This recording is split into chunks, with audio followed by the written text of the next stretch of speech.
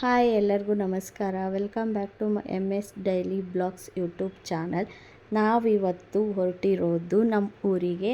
ಏನಪ್ಪ ವಿಷಯ ಅಂದರೆ ಅಲ್ಲಿ ಜಾತ್ರೆ ಇದೆ. ಇವಾಗ ಜಾತ್ರೆ ಸೀಸನ್ ಸ್ಟಾರ್ಟ್ ಆಯ್ತಲ್ಲ, ಸೊ ಜಾತ್ರೆ ಇದೆ ನಮ್ಮೂರಲ್ಲೂ. 13 ವರ್ಷ ಆದಮೇಲೆ ಈ ವರ್ಷ ಜಾತ್ರೆ ಮಾಡ್ತಾಯಿದ್ದಾರೆ. ಸೊ ಸ್ಪೆಷಲ್ಲಾಗಿ ಜಾತ್ರೆ ನಡೆಸ್ತಾ ಇದ್ದಾರೆ. ಹಾಗಾಗಿ ನಾವು ಬೆಂಗಳೂರು ಟು ದಾವಣಗೆರೆ ಟ್ರೈನಲ್ಲಿ ಹೋಗ್ತಾಯಿದ್ದೀವಿ. ನಾವು ಮೆಜೆಸ್ಟಿಕ್ಕಲ್ಲಿ ಟ್ರೈನ್ ಹತ್ತಿದ್ದು 10:30. ಇಲ್ಲಿ ನಮ್ಮ ದಾವಣಗೆರೆ ರೀಚ್ ಆಗಿದ್ದು 2:30. ನಮ್ಮ ದಾವಣಗೆರೆಯಿಂದ ನಾವು ನಮ್ಮೂರಿಗೆ ಹೋಗಬೇಕು. 45 ಮಿನಿಟ್ಸ್ ಟೈಮ್ ಆಗುತ್ತೆ. ಬಸ್ಸಲ್ಲಿ ಹೋಗಬೇಕು, ಆದರೆ ಅಲ್ಲಿ ವೆಹಿಕಲ್ಸ್ ಏನೂ ಇರಲ್ಲ. ಸೊ ಬಸ್ ಬರೋದು 4:30 ಆಗುತ್ತೆ ಅಂತ ಅಂದರು.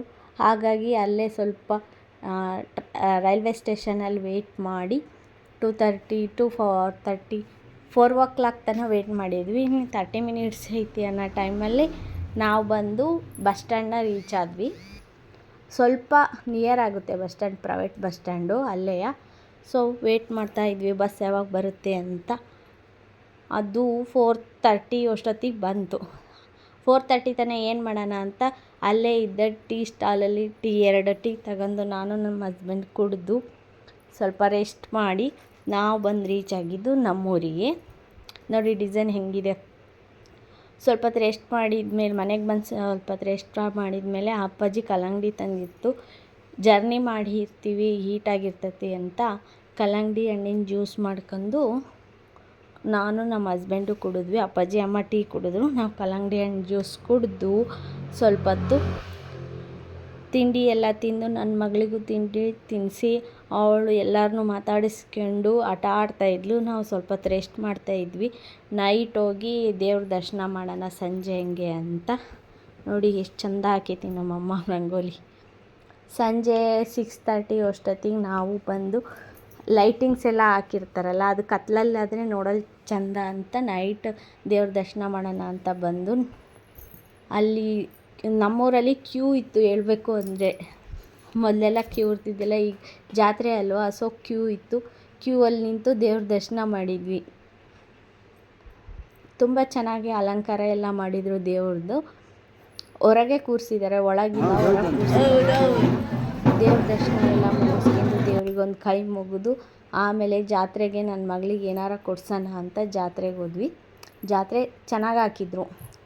ಅಂದರೆ ರೋಡಲ್ಲ ಬಸ್ ಓಡಾಡ್ತಾವಲ್ಲ ಆ ಸೈಡ್ ಬಿಟ್ಟು ಈ ಕಡೆ ಒಳಗೆ ಹಾಕಿದ್ರು. ನಮ್ಮೂರಲ್ಲಿ ಚೆನ್ನಾಗಿದ್ದಾವೆ ನೋಡೋಕ್ಕೆಲ್ಲ. ಜಾತ್ರೆ ಎಲ್ಲ ನೋಡಿಕೊಂಡು ಲೈಟ್ ಸೆಟ್ ಎಲ್ಲ ನೋಡ್ಕೊಂಡು ನಮ್ಮ ಮಗಳಿಗೆ ಇದೊಂದು ಗೊಂಬೆ ತಂದಿದ್ದೀವಿ ನೋಡಿ. ಅವಳಿಗೆ ಆಟ ಆಡೋಕ್ಕೆ ಚೆನ್ನಾಗಿರುತ್ತೆ. ಇದನ್ನು ಪಾಪು ಪಾಪು ಅಂತ ಹೇಳ್ತಿದ್ಲು ಅಂತ ಗೊಂಬೆ ಹಿಡ್ಕೊಂಡು ಮತ್ತೆ ಬಂದ್ವಿ. ಮತ್ತು ಬೇರೆ ದೇವಸ್ಥಾನಗಳಿಗೆಲ್ಲ ಲೈಟ್ ಸೆಟ್ ಮಾಡಿದರು. ಆ ದೇವಸ್ಥಾನಕ್ಕೂ ಹೋಗಿ ಒಂದು ನಮಸ್ಕಾರ ಹಾಕ್ಕೊಂಡು ಬಂದು ನೆಕ್ಸ್ಟ್ ಡೇ ಮಾರ್ನಿಂಗು ನನ್ನ ಮಗಳು ನೋಡ್ರಿ ಅವ್ರ ಅಜ್ಜಿ ಜೊತೆಗೆ ಪಾತ್ರೆ ತೊಳೆಯೋಕ್ಕೆ ಕೂತ್ಬಿಟ್ಟಿದ್ದಾಳೆ. ಬೆಳಿಗ್ಗೆನೇ ನಾನು ತೊಳಿತೀನಿ ಪಾತ್ರೆ ಅಂತ. ನಾನು ಎದ್ದು ಬಂದಾಗ ಈ ಹಣ್ಣು ನೋಡಿದೆ. ಇದು ಹಣ್ಣು ಯಾವುದು ಅಂತ ನಿಮಗೆ ಗೊತ್ತಿದ್ದರೆ ಕಮೆಂಟ್ ಮಾಡಿ ತಿಳಿಸಿ. ಈ ಹಣ್ಣು ನನಗೆ ತುಂಬ ಇಷ್ಟ, ಚಿಕ್ಕವಳಿದ್ದಾಗಿಂದನೂ ತುಂಬ ಇಷ್ಟ. ಆದರೆ ಒಂದೊಂದು ಸತಿ ಕಾಯಿ ಇರೋದು ತಗೊಂಬರ್ತಿದ್ದೆ, ಒಂದೊಂದು ಸತಿ ಹಣ್ಣು ಇರೋದು, ಒಂದೊಂದು ಸತಿ ಗಟ್ಟಿ ಇರೋದು. ಈ ಸತಿ ತಂದಿರೋದು ಫುಲ್ ಹಣ್ಣಾಗಿದೆ, ತುಂಬ ಟೇಸ್ಟಿಯಾಗಿತ್ತು. ಇದಕ್ಕೆ ಒಬ್ಬೊಬ್ಬರು ಬೆಲ್ಲ ಹಾಕ್ಕೊಂಡು ತಿಂತಾರೆ, ಒಬ್ಬೊಬ್ಬರು ಖಾರ ಪುಡಿ ಉಪ್ಪು ಹಾಕ್ಕೊಂಡು ತಿಂತಾರೆ. ನನಗೆ ಖಾರ ಪುಡಿ ಉಪ್ಪು ಹಾಕ್ಕೊಂಡು ತಿನ್ನೋದು ತುಂಬ ಇಷ್ಟ. ಆ ಹಣ್ಣು ತಿಂದು ನಾನು ನನ್ನ ಮಗಳಿಗೆ ಬ್ರೇಕ್ಫಾಸ್ಟ್ ಪ್ರಿಪೇರ್ ಮಾಡೋಣ ಅಂತ ಬಂದೆ. ಅವಳಿಗೆ ಇವತ್ತು ನಾನು ಸೇಬೆಹಣ್ಣು ಮತ್ತು ಚಿರೋಟಿ ರವೆ ಉಪಯೋಗಿಸ್ಕೊಂಡು ಬ್ರೇಕ್ಫಾಸ್ಟ್ ರೆಡಿ ಮಾಡ್ತಾಯಿದ್ದೀನಿ. ನಾನು 2 ಸ್ಪೂನು ಚಿರೋಟಿ ರವೆ ತಗೊಂಡಿದ್ದೆ, 1 ಸ್ಪೂನು ಡ್ರೈ ಫ್ರೂಟ್ಸಿಂದು ಪೌಡರ್ ತಗೊಂಡು ಅದೆರಡನ್ನೂ ನೀರು ಹಾಕಿ ಚೆನ್ನಾಗಿ ಮಿಕ್ಸ್ ಮಾಡ್ಕೋಬೇಕು ಕೈಯಲ್ಲೇ. ಸ್ಪೂನಲ್ಲಾದರೆ ಅದು ಗಟ್ಟಿ ಗಟ್ಟಿ ಆಗುತ್ತೆ. ಸೊ ಕೈಯಲ್ಲೇ ಚೆನ್ನಾಗಿ ಕಿವುಚಬೇಕು. ಗಟ್ಟಿ ಗಟ್ಟಿ ಇದ್ದರೆ ಚಿಕ್ಕ ಮಕ್ಕಳು ತಿನ್ನಲ್ವಲ್ಲ. ಬೆಂದ ಮೇಲೆ ಚಿರೋಟಿ ರವೆ ಸ್ವಲ್ಪ ದಪ್ಪ ಆದಂಗೆ ಆಗುತ್ತೆ. ಸೊ ಹಂಗಾಗಿ ಕೈಯಲ್ಲೇ ಡ್ರೈ ಫ್ರೂಟ್ಸಿಂದೆಲ್ಲ ಕಿವುಚಿ ಒಲೆ ಮೇಲೆ ಬಾಣಲಿ ಇಟ್ಟು ಅದಕ್ಕೆ 2 ಲೋಟ ನೀರು ಹಾಕಿ ಚಿಕ್ಕ ಉರಿಯಲ್ಲೇ ಇಟ್ಕೋಬೇಕು. ಸಣ್ಣ ಉರಿಯಲ್ಲೇ ಚಿಕ್ಕ ಮಕ್ಳಿಗೆ ಏನೇ ಅಂದರೂ ಅಡುಗೆ ಮಾಡಬೇಕು. ದೊಡ್ಡ ಉರಿ ಇಟ್ಕೊಂಡ್ರೆ ಬೇಗ ಸೀದೋಗುತ್ತೆ, ತಳ ಹಿಡಿಯುತ್ತೆ. ನಾನು ಅರ್ಧ ಅಷ್ಟೇ ಸೇಬು ತಗೊಂಡಿದ್ದೀನಿ. ಡ್ರೈ ಫ್ರೂಟ್ಸ್ ಎಲ್ಲ ಹಾಕಿದ್ದೆ ಅಂತ ಅರ್ಧ ಅಷ್ಟೇ ಸೇಬು ತಗೊಂಡಿದ್ದು. ಸೇಬನ್ನು ಚೆನ್ನಾಗಿ ಸಿಪ್ಪೆ ತೆಗೆದು ಸಣ್ಣ ಇದರಲ್ಲಿ ತುರಿದಿದ್ದೆ.